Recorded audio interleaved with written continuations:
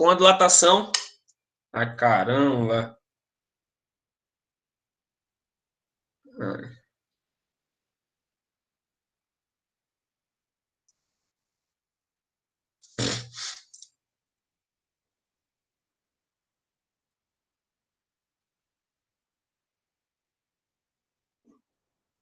Vamos lá.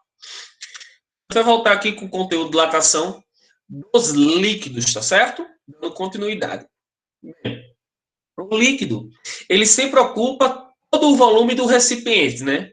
Que ele está colocado. Na verdade, a forma do recipiente, né? Não necessariamente todo o volume.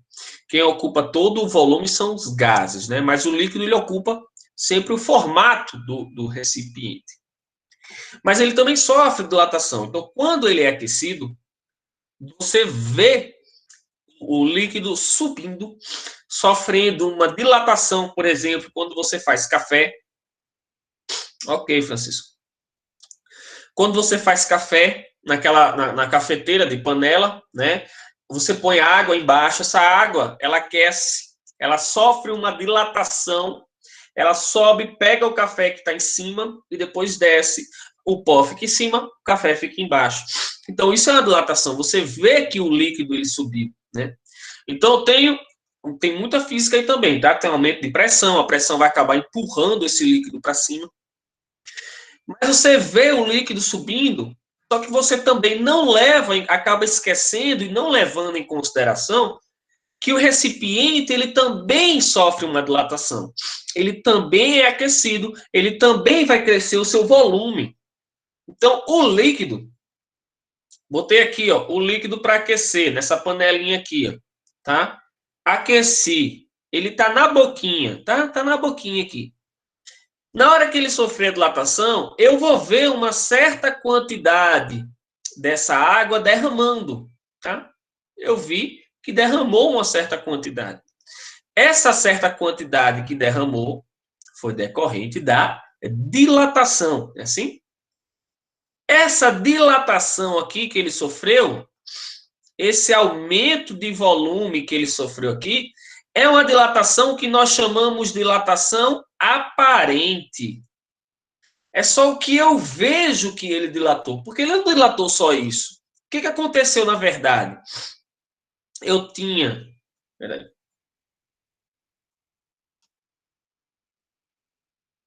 Eu tinha um recipiente aqui com água. A água sofreu uma dilatação, só que o recipiente também. Então, esse recipiente agora, ele tem um novo tamanho. Ele era desse tamanho, agora ele cresceu. Ele sofreu uma dilatação também. Se ele sofreu uma dilatação, além da quantidade de água que eu vi derramando, e eu botei nesse potinho aqui embaixo, também tem a quantidade de água que vai ocupar o espaço dilatado pelo recipiente. Então, aqui, ó, essa dilatação aqui, ó, que ficou aqui dentro, é devido à dilatação do recipiente. Aqui eu tenho a dilatação que eu chamo aparente, que é a que eu vi dilatando, e tem a dilatação real, a dilatação total, que vai ser a dilatação aparente mais a dilatação do recipiente. Por exemplo, digamos que derramou, sei lá, 100 ml, mas que o líquido aqui dentro também cresceu 100 ml junto com o recipiente. Então, a dilatação total do líquido foi a dilatação real, foi 100 mais 100, 200 ml. Ok, galera? Eu tenho a dilatação dos gases, né? Quando eu aqueço um gás, o gás ele sempre ocupa todo o volume do recipiente que ele se encontra. Muito mais difícil você ver a dilatação dos gases, porque você não consegue visualizá-los. Mas quando ele é aquecido, ele sofre uma diminuição em sua densidade ele tende a se expandir, né? Isso faz com que a densidade dele e do corpo diminua. Então, um balão de gás, ó, é um balão onde eu fico aquecendo aqui dentro, aqueço, tem uma chama que fica queimando aqui, aquecendo. Esse ar daqui de dentro, ele se expande, o balão cresce, ele fica com uma densidade menor do que o ar de fora, e aí ele consegue flutuar, subir. Dúvidas, perguntas aqui? Uma pergunta? Dúvidas?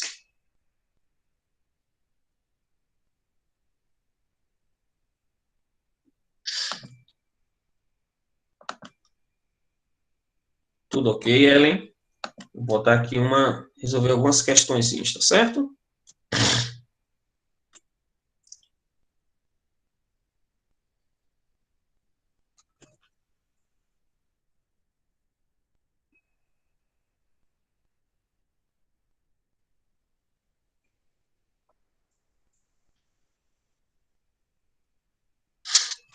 Já foi? Tá aí.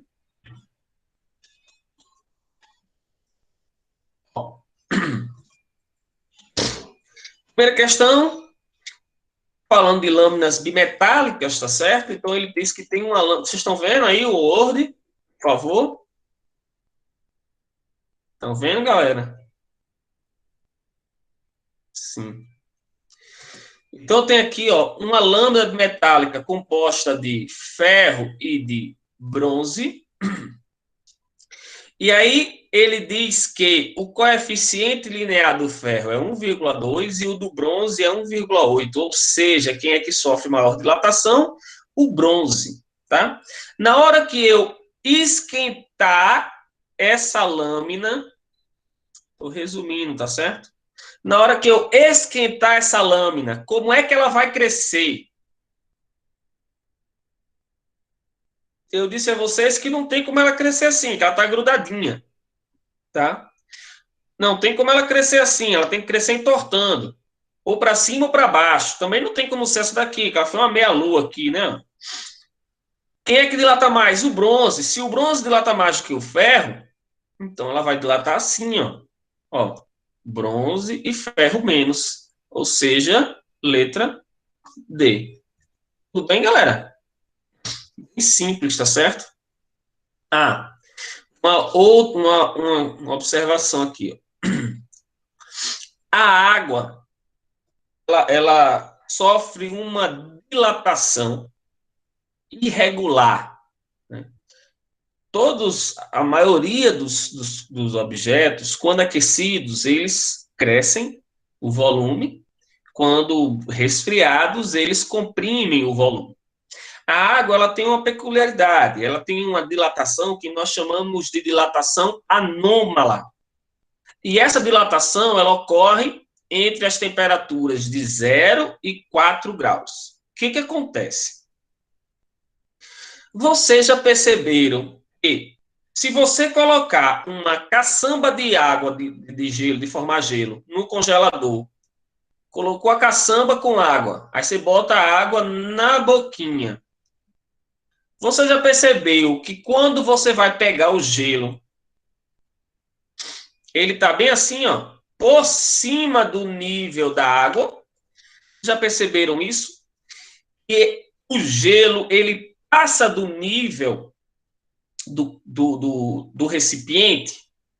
O que acontece? Quando a água resfria, quando a água congela, né, entre 0 e 4 graus, que é a propriedade dela, quando chega a 0, que ela começa a congelar, tá lá as moléculas de água.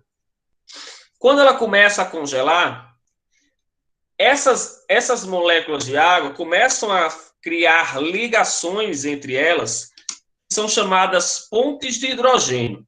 Então, eu tinha aqui as moléculas de água, tudo para um lado para o outro, tudo bagunçado. Quando ela começa a congelar, eu começo a afastar essas moléculas com essas pontes de hidrogênio que são criadas. E aí essas moléculas elas vão se afastando.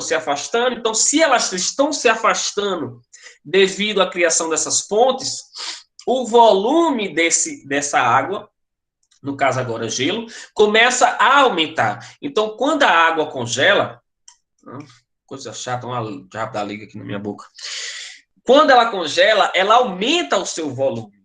Então, se você colocar um recipiente de vidro no congelador com água, ou uma garrafa de bebida contendo o líquido lá no congelador, quando ele congela, ou uma lata, se você botar uma lata de refrigerante ou de cerveja no congelador, na hora que ela congela, o líquido ele sofre uma expansão, né? Devido a essas ligações, ele aumenta o volume. E aí a lata não comporta aquilo dali e ela estufa. O fundo da lata estufa. Ou, no caso de uma garrafa ou de um copo, pode vir a quebrar o recipiente devido a esse aumento no volume do gelo. E aí tem uma coisa bacana. Olha aqui, ó. Na hora que a temperatura da água chega em zero, isso aqui é volume. Chega, vai. Na hora que a água chega com a temperatura em zero, o volume dela aumenta, ó, de 4 para 0, o volume aumentou. Quando esse gelo vai descongelando, quando ele vai, sim, o volume aumentou, e aí eu disse a vocês o seguinte, ó, densidade é massa sobre volume. Se o volume aumentou, a densidade diminuiu. Então, quando a água congela, o volume cresce, a densidade diminui e o gelo flutua. Por isso que você bota o gelo na água, ele fica por cima. Na hora que ele vai descongelando, a densidade dele começa a aumentar. E na hora que ele vai descongelando, o volume dele vai diminuindo, porque essas ligações vão se desfazendo e as moléculas vão se aproximando. Então, o volume vai diminuindo. Na hora que o volume diminui, a densidade aumenta. Então, na hora que a temperatura vai em direção a 4 graus Celsius, o volume dessa quantidade de água ela fica o menor possível, ou seja, ela tem uma maior densidade. Resultado disso, né? Se você colocar um recipiente contendo água, se você botar um recipiente contendo água, não, aqui não, aqui, na boquinha, com as pedras de gelo ou refrigerante lá, vocês já perceberam, na hora que esse gelo descongela, essa água ou esse refrigerante ele não derrama? Na hora que esse gelo descongelar, não vai derramar. Porque esse gelo, na hora que ele descongela, o volume diminui. Então, na hora que o volume diminui, não vai mais sair, ele já está ocupando um certo volume aqui, ó, dentro do líquido, que vai ser justamente o volume que vai ser ocupado pela água quando ela derramar.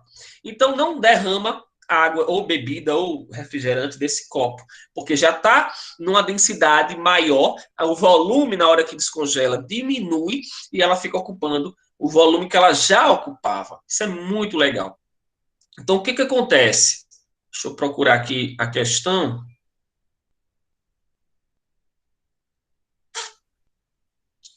Bem rapidinho. Eu vi você por aqui, bebê. Parece para mim, bebê. Aqui. O que acontece? Nos lagos, já perceberam que em filme, os lagos, eles congelam em regiões muito frias, só que a galera consegue pescar, só que fica passando a água lá por baixo. O gelo pode vir a se quebrar, a galera vai se afogar lá, porque fica difícil para nadar, né? Muito frio. Para voltar a subir no gelo é difícil. Então, o que acontece? Eu tenho um lago esfriando, temperatura esfriando, chegou em 4 graus Celsius, essa água que está em 4 graus Celsius, ela vai para o fundo do lago, porque ela aumenta a sua densidade. Em 4 graus Celsius, ela tem uma maior densidade. Vou botar aqui, ó, ela tem uma densidade máxima, então ela desce. Aqui em cima continua baixando a temperatura, ó, 3, 2, 1, 0, congelou a água. Então a água começa a congelar, essa água aqui de cima.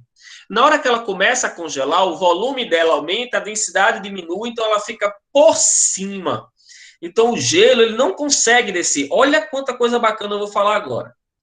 O gelo, ele não desce porque a densidade dele é muito menor do que a densidade da água a 4 graus Celsius. Lá em cima, congelou, o gelo flutua, densidade menor, densidade pequena. Aí tem outra coisa, o gelo, ele é um bom isolante térmico. Como o gelo é um bom isolante térmico, ele impede que o resto da água do lago continue baixando sua temperatura e congele por contato, por condução, né? Que eu falei na aula que eu mandei para vocês. Então, ele acaba se tornando um isolante, impedindo que a parte de baixo congele. Então, em uma região fria, por incrível que pareça, dentro de um lago está na temperatura mais agradável do que lá fora. Lógico, eu vou ter uma sensação térmica muito ruim, né, por estar lá dentro molhado. Mas a temperatura lá embaixo é muito melhor do que lá fora. E isso ajuda a preservar a vida dentro desses lagos. Isso é fantástico. Essa questão fala exatamente disso daí, ó. Como é que esse urso consegue pescar esse peixinho? Então, a dilatação irregular da água, que atinge densidade máxima a uma temperatura de 4 graus Celsius. Ó, já marquei. Ó. Densidade da água fica máxima quando está a 4 graus Celsius. Acabou-se. Preciso nem olhar o resto. Ok, galera? Vamos ver aqui.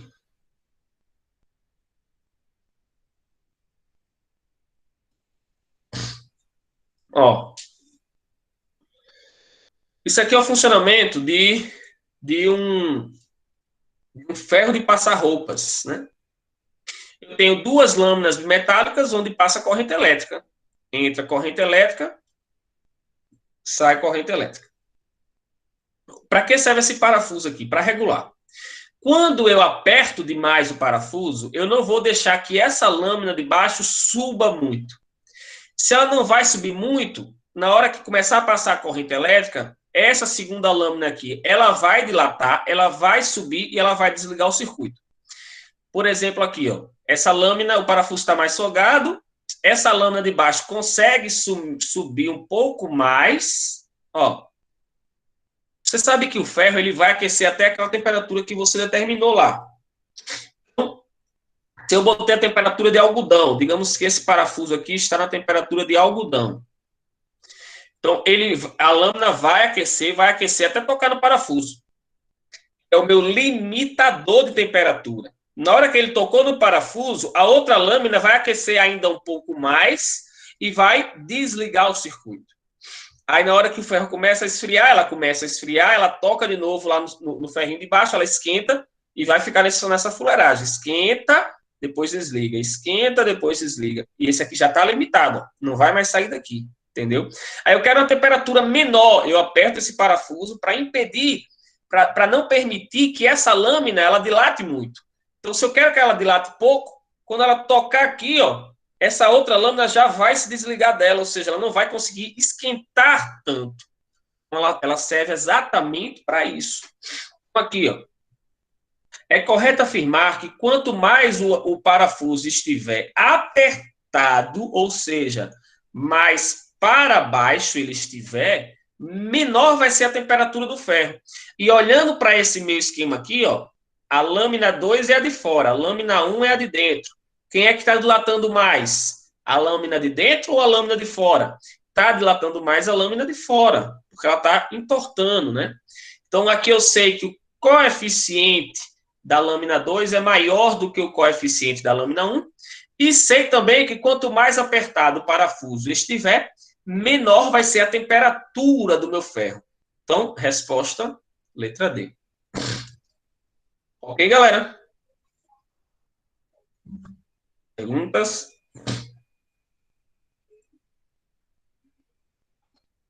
Perguntas? Olha aqui, ó, mais uma questão da água.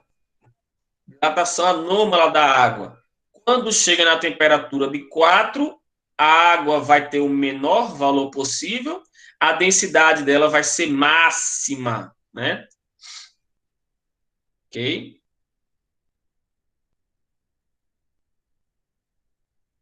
Uhum.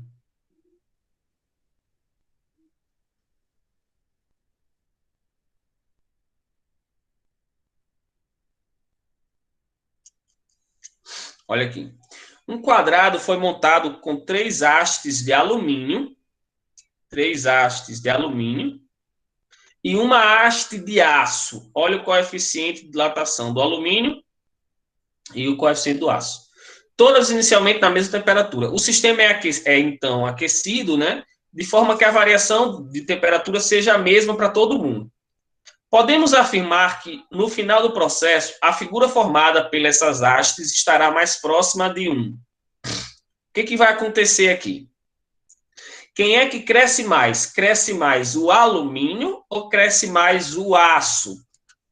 Quem é que sofre maior dilatação?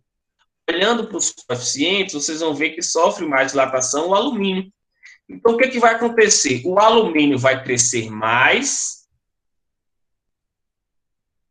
O alumínio vai crescer mais para cá. Vai crescer mais para cá. E o aço vai crescer menos. O aço vai crescer um pouco menos do que o alumínio. Então, essa figura vai estar mais próxima de um quadrado, de um retângulo, de um losango. Losango não, galera. Losango é aquele assim. Tá? De um trapézio retângulo, de um trapézio isósceles. Agora reou-se. Se eu considerar que essas partes aqui elas estão soldadas, tá? Esse negócio ele vai acabar crescendo assim, ó. Porque o aço ele não vai conseguir acompanhar o crescimento dos outros, tá? Então isso aqui vai formar um trapézio. Beleza, galera? Ó, formar um trapézio bonitinho, né? Porque eles estão soldados, tudo bem? Perguntas? Ah, tem uma coisa bacana aqui, ó. Quando você vai ao dentista, se você não escova os dentes direito, você tem que fazer restauração. Acredito que todo mundo aqui tem a restauração nos dentes.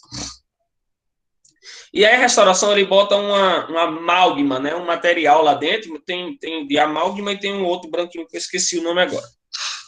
Esse material do dente, olha que bacana, o seu dente, ele é feito para quando você tomar algo quente, ele sofra dilatação. Quando você tomar algo frio, ele sofra compressão. Isso é um processo natural, isso é muito importante. Só que pode ser que você tenha um problema, botou a restauração, e essa restauração ela não está conseguindo acompanhar a dilatação do seu dente. E aí, se ela não consegue acompanhar a dilatação do seu dente, por exemplo, se você tomar algo gelado, o seu dente ele vai comprimir. Aí, digamos que a restauração não está sofrendo a mesma compressão do seu dente. Então, ele vai doer, porque o seu dente está querendo comprimir e a restauração não está comprimindo junto. E aí pode dar uma sensibilidade no seu dente. Ou pode ser que você coma algo quente, o seu dente sofra uma dilatação e a restauração dentro não consiga dilatar tanto quanto o seu dente. E aí fica aberturas e pode entrar comida e isso pode dar cárie novamente. Então isso é muito legal, galera. Tem uma tecnologia, toda uma física por trás disso daí. Bom, no estudo de materiais utilizados para a restauração de dentes, os cientistas pesquisam, entre outras características, o coeficiente de dilatação. Se utilizarmos um material de coeficiente de dilatação térmico inadequado, poderemos provocar sérias lesões ao dente, como uma trinca ou até mesmo sua quebra. Nesse caso, para que a restauração seja considerada ideal, o coeficiente de dilatação volumétrica do material da restauração tem que ser igual ao coeficiente de dilatação volumétrica do seu dente, para que eles cresçam da mesma forma. Perguntas? Perguntas? Aqui. O gráfico a seguir representa o comprimento em função da temperatura de dois fios. Então, eu tenho dois fios A e B, ó, que estavam com o mesmo comprimento e com a mesma temperatura inicialmente, tá certo? Dois fios que tinham o mesmo comprimento e mesma temperatura. Na hora em que eu comecei a aquecer, isso aqui é a temperatura, que aconteceu? Um dos fios dilatou muito mais do que o outro. Quem foi que dilatou mais do que o outro? O comprimento do fio A está maior do que o comprimento do fio B. Ó. O fio B só vai até aqui. Ó. Beleza? Então, quem dilatou mais? O fio A. Portanto, o coeficiente de dilatação do fio A é maior do que o coeficiente de dilatação do fio B. Ver se tem uma questão de continha aqui.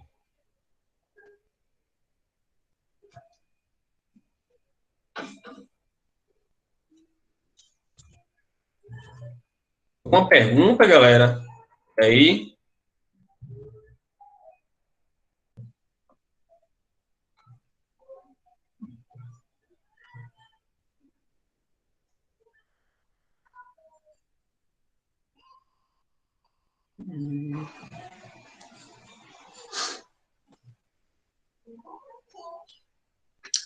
É, que acho que eu não botei, não. Nenhuma questão de continha, não. Tudo bem. Vamos para... Posso prosseguir, pessoal? Vamos para outro conteúdo bem rapidinho.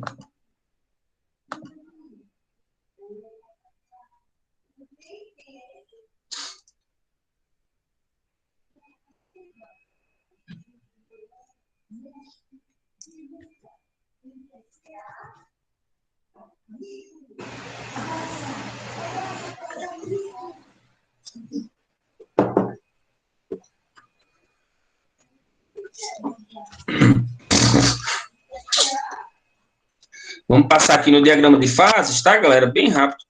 Vocês já falaram que já estudaram isso, mas a gente vê bem rapidinho agora, tá?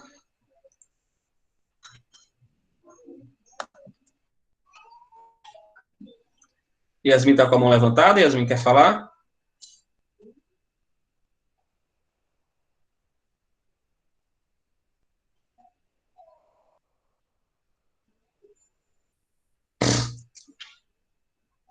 Yasmin.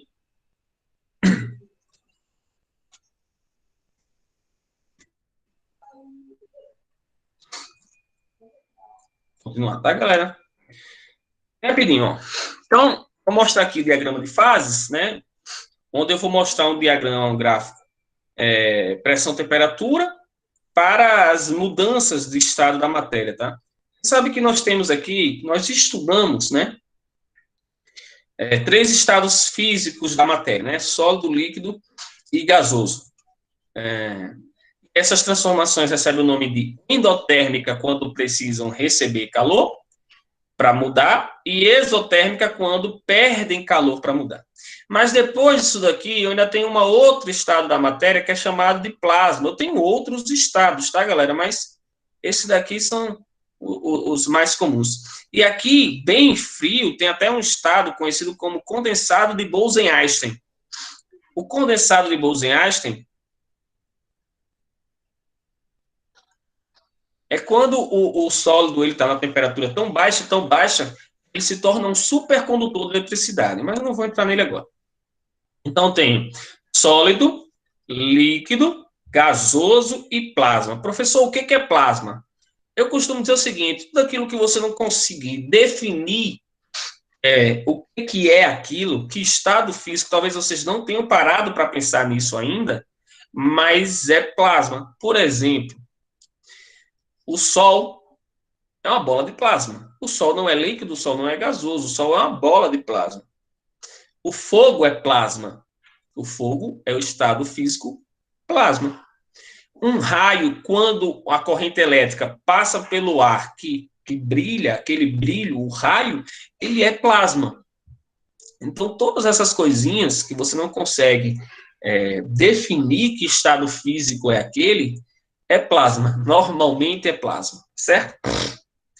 Então, nós temos aqui as transformações, fusão, solidificação voltando, vaporização, condensação. Eu tenho, para passar do estado líquido para o gasoso, eu posso ter a ebulição, né? Eu posso ter a vaporização, que é um processo lento, e natural, eu posso ter a ebulição, que é um processo mais agitado, né, quando eu aqueço até 100 graus Celsius. E a sublimação, tá certo?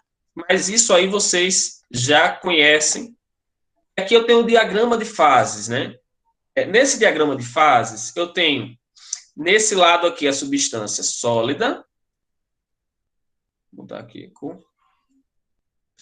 Aqui eu tenho líquido e aqui eu tenho gasoso. Deu muito certo essa cor também, não. Então, esse gráfico, ele representa o limite entre essas substâncias. Esses estados, cada substância, ele tem o seu próprio gráfico, tá certo? Aqui eu tenho um gráfico pressão em função da temperatura. Então, o que acontece? Essa primeira curva aqui de cima é uma curva que separa o estado sólido do líquido. Então, aqui o sólido vai sofrer fusão ou solidificação. Se ele estiver nessa curva, se um líquido estiver exatamente com essa pressão e com essa temperatura aqui, ele está nos dois, ele se encontra nos dois estados, sólido e líquido. Aqui, ó, essa curva é o que separa o líquido do gasoso, que é que eu vou ter aí o ponto de ebulição, né? Só que aqui tem uma coisa interessante e importante, tá? Quando uma substância ela consegue passar naturalmente para o estado de vapor e depois consegue condensar, tá? Como a água, quando ela entra em ebulição, ela vira vapor. Ela não vira gás de água. Qual é a diferença disso? Ela vira vapor. O vapor, ele pode sofrer uma condensação natural. Já o gás, ele não sofre condensação natural. Por exemplo, você não está andando no meio do caminho e encontra uma poça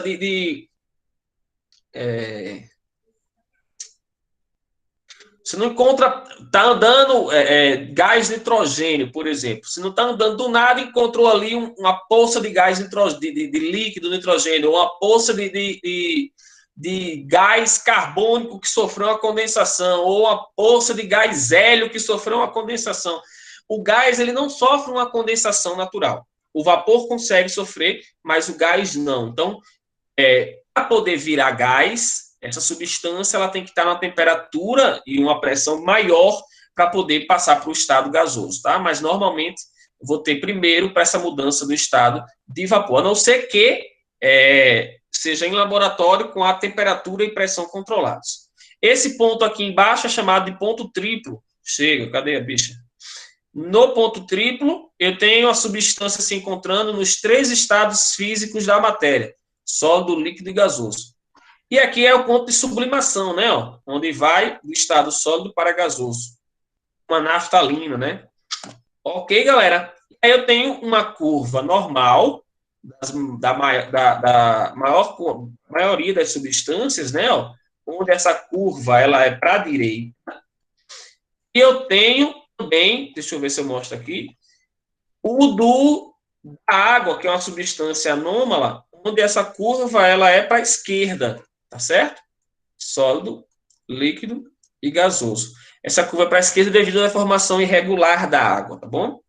Tem os pontos, ó, ponto crítico, onde a substância muda para o estado gasoso, ponto tríplice, né? Ponto triplo, onde se encontra nos 3 estados, ponto de sublimação, ponto de vaporização. Aqui eu tenho a curva do carbono, cada substância tem a sua própria curva, né? E aqui é da água, como eu mostrei, ó. Carbono, né, que é uma substância normal de dilatação, é para a direita, e a da água, a curva da fusão, porque a água só sofre a dilatação anômala nessa parte aqui da fusão, né, de 0 a 4 graus, é para a esquerda. Ok, galera? Dúvidas até aí? Isso aqui vocês já viram, né, como vocês falaram. Dúvidas?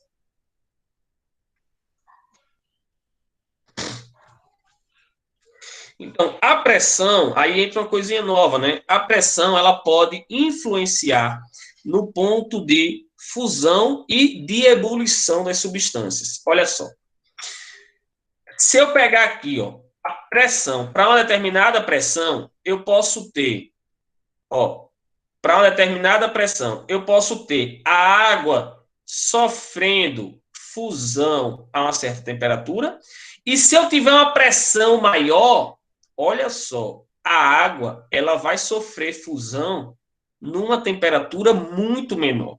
Aí vamos para de ebulição. Ó, com uma certa pressão, a água sofre ebulição a uma certa temperatura. Se eu aumentar a pressão, a água vai sofrer a ebulição numa temperatura muito maior. Então, a pressão ela influencia nos pontos de fusão e ebulição. Eu vou explicar o porquê disso daí. Olha só. Sim, aqui tem uma coisa bacana. Deixa eu mostrar logo a influência da pressão e aí eu volto. Se eu pegar um recipiente aqui com água, para que um objeto entre em ebulição, para que o líquido entre em ebulição, eu vou aquecer, essas moléculas elas começam a se agitar, a pressão aqui dentro desse líquido começa a aumentar, essa pressão chamada pressão de vapor começa a aumentar, até que essas moléculas consigam vencer a pressão atmosférica aqui de fora. E na hora que elas começam a vencer essa pressão, elas começam a ir embora, começam a escapar. Quando eu boto uma pressão, isso ocorre numa temperatura de 100 graus Celsius. Quando eu boto uma pressão muito maior, essas moléculas elas não vão conseguir vencer essa pressão facilmente, porque a pressão de cima é tão grande que elas ficam brigando ali, tentando vencer a pressão de fora, e vai ser muito mais difícil. Então, para elas conseguirem vencer essa pressão de fora, eu vou ter que colocar uma temperatura muito mais alta. O que acontece, por exemplo, na panela de pressão.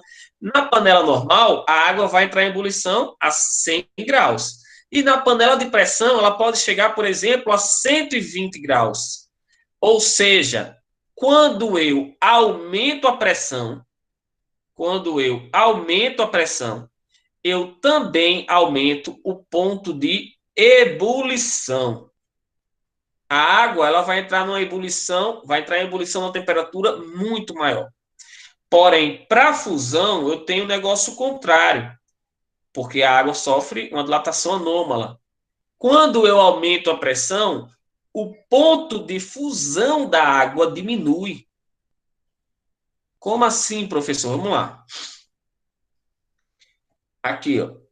Quando eu boto, aqui é um experimento chamado experimento de Tyndall, né? Ele botou 2 bloquinhos de ferro pendurados em um arame, botou eles passando por cima de um gelo. Conforme os bloquinhos puxavam o arame para baixo, a pressão onde os bloquinhos estão puxando, a pressão ela aumenta. Aumentando essa pressão, você consegue, como se você conseguisse quebrar as ligações das moléculas da água mais facilmente.